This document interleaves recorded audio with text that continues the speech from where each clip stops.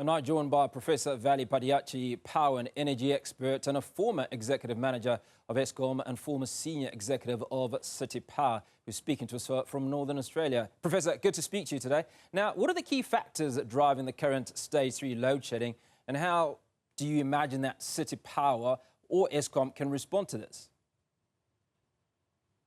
I'm glad you asked that question, because I think since load shedding started Friday afternoon, a number of questions have been asked, well, to me as well. Yeah, so let's start the conversation, but maybe as a disclaimer to say I'm not here to talk on behalf of Eskom. I'll give you an independent, experiential view. You go. And Perfect. Thanks for inviting me.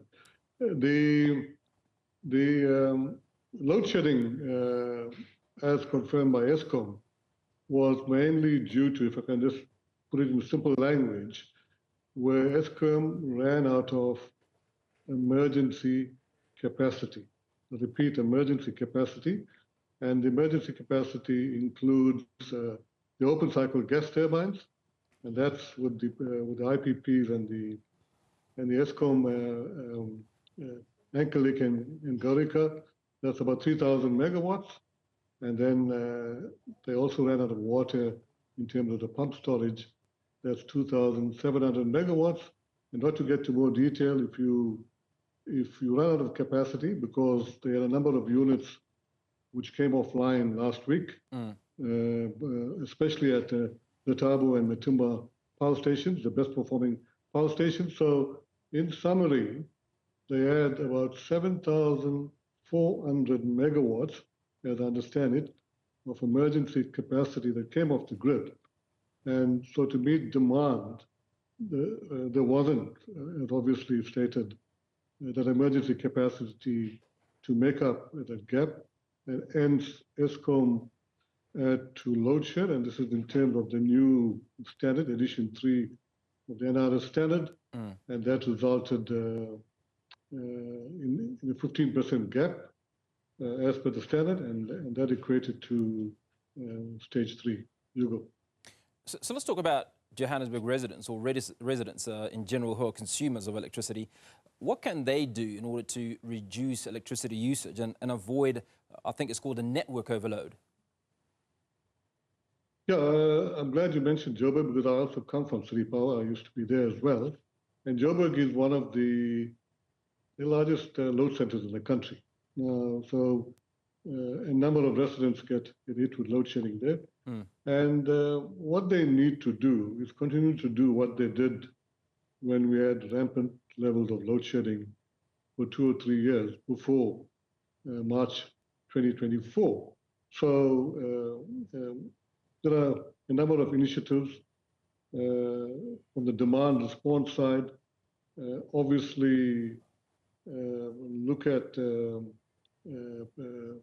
backup capacity, small batteries, but all of these are expensive propositions, solar, etc. But also to be a bit more prudent and save.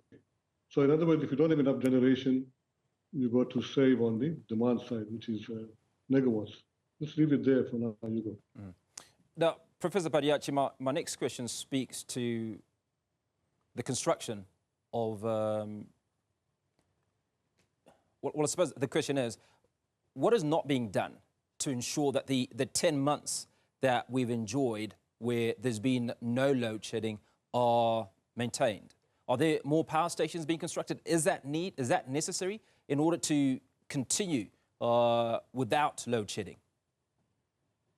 Well, I think just to keep it simple, you have to improve maintenance, refurbishment, the performance of the generation fleet, which I think has been done reasonably well. I think that's common knowledge. But what has not happened at a pace that was expected was to bring on new large generation onto the grid.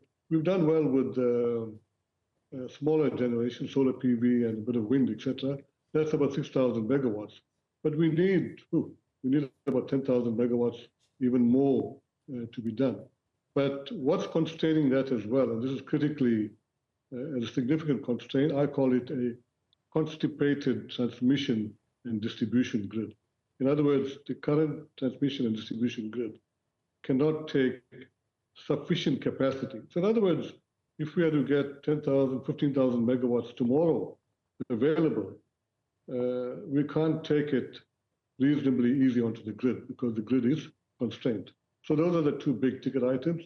And of course, a number of the IPPs were unable to close off their projects. And so that's been delayed. And also with bid window 6, 7, or 6 it was, a number of the wind projects couldn't be taken onto the grid because the grid is constipated. You go. So let's talk about small businesses in particular. I mean, we had a conversation just yesterday about the impact of load shedding on small businesses in and around Johannesburg and obviously across the country. What sort of provisions would you advise that they take? Because many of them were caught off guard come January 31st, because for 10 months there had been no signs of load shedding or impending load shedding. You know, that was indeed good news for 10 months, but Eskom had always made it clear, and I've been saying this quite often on the media as well, that there was always a risk of going back to load shedding, okay? Because there are still inherent risks on the network, and of course we can see it now. It happened this weekend, but I was surprised we went up to stage 3. I thought we'll get to stage 1 and 2. So to get back to your question, I think businesses must still take the precautions in terms of backup facilities, energy efficiency, getting more into renewables, etc. Because until we get sufficient capacity on the grid, until we get to a 10 to 15% reserve margin or headroom, we will always be facing this risk. Hugo. And also we need battery storage. We're making some progress on that, but that's also taking long because with the global geopolitical conditions, we are kind of standing in the queue. I mean, generally Africa, unfortunately, we get pushed to the back of the queue when we're buying big ticket items. So until all of that gets addressed, also, we're going into a new energy market in terms of the new Energy Regulation Amendment Act, but that's going to take another 4 to 5 years to come to fruition. And so we've still got teething problems in the sector, and businesses, well, both small and big, need to take the precautions and look at alternative supplies, unfortunately, in the interim. Now, one of the things we've learnt, Professor Padayachee, is that Cape Town has implemented load shedding protection measures quite successfully. So, for instance, when stage 3 load shedding was announced, they were talking about mitigating stage 3 load shedding and going only as high as stage 1 and potentially stage 2. So what is it that Joburg can learn from Cape Town? Well, Cape Town are fortunate. They have the dam, the Steenbras Dam, and they use that capability to mitigate 1,000 megawatts of load shedding up to stage 4. So that's how they are able to get away. But be that as it may, Cape Town has also made good progress in terms of mitigating load shedding on the networks. Joburg, I think Joburg also needs to, they are doing various initiatives, but of course, they're also cash-strapped, and they also need to, I'm not sure of the details, but just from my experience, they need to get more out of Kelvin Power Station, because Kelvin is the IPP, and also look at alternative means of accessing energy. I mean, battery storage is one of them, and looking at accelerating solar, wind, and maybe get to, on the financial side, get to more off-balance sheet projects and get the private sector to play a much more prudent and sort of credible role in that partnership, Hugo.